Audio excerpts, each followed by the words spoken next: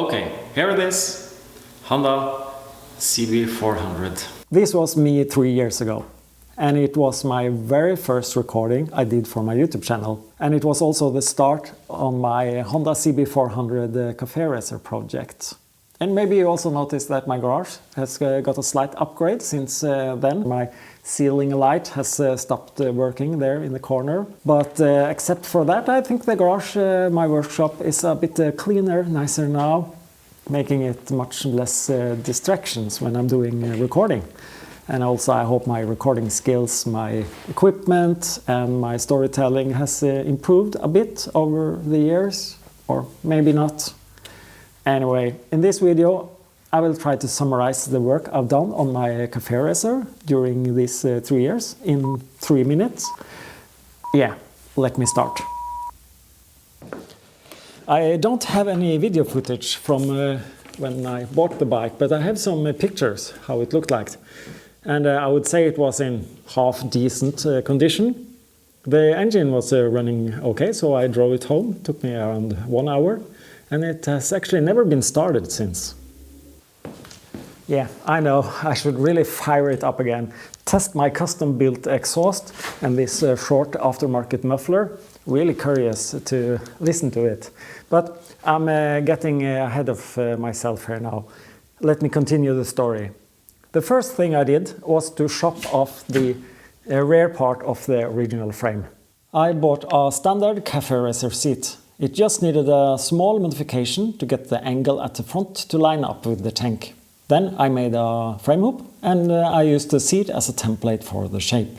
My goal for this project is to fabricate most of the parts myself to keep the cost down. However, I cannot make everything, so I have allowed myself to buy some few low-cost universal bike parts, as long as they don't fit. After making the seat tray, it was time to fabricate a seat latch. It turned out okay, but it's a bit big and bulky. I might end up replacing it with a 3D printed one later. I bought a universal rear fender, and I was really happy with that one because it definitely did not fit.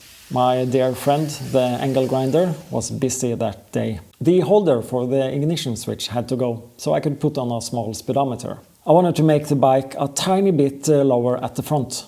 It's pretty easy to lower the front forks on this bike. It's just to swap around a spacer inside of it.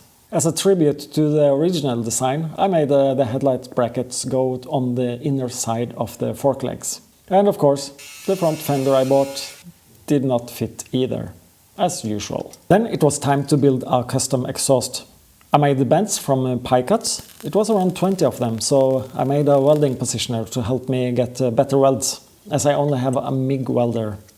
Just to let you know, if you have a TIG welder and you want to give it away, I would be glad to help you out. This bike has quite a large gap between the engine and the front forks, and I want to use the exhaust pipes from the engine to fill this gap and then route the pipes down and under the center of the engine.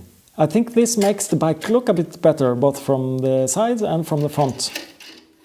Rebuilding the exhaust also made it possible to lower and move the foot pegs further back. Time to make some heavy-duty brackets. I had to make a new brake pedal as well, since the original one no longer could be used after rerouting the exhaust. On the other side, I reused the original gear shifter, just extended the gear rod. And as you can see here, moving the foot pegs really made a difference. 3 years goes pretty fast, and especially 3 years in 3 minutes. I have more than 20 videos on my channel, linked to my playlist there. You can deep dive into all the work I've done on this motorcycle. And one of those videos is about the start of my next project. This is my new handlebar and new controls. I've bought some of them, but I've also made some of the controls here myself, like these buttons, these toggle buttons. This computer is made by me.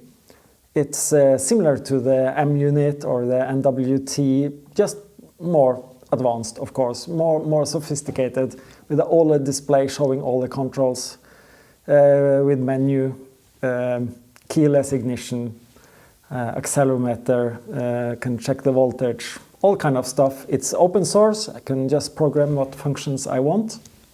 I can't say for sure it's better than any of the professional ones, of course. But it's a fun project, and I hope to share more of it on upcoming videos. So if you want to take a look, feel free to subscribe or check out my channel later. Yeah, I will also, of course, fire it up soon, listen to the exhaust, very curious to check how it sounds and if it's even works.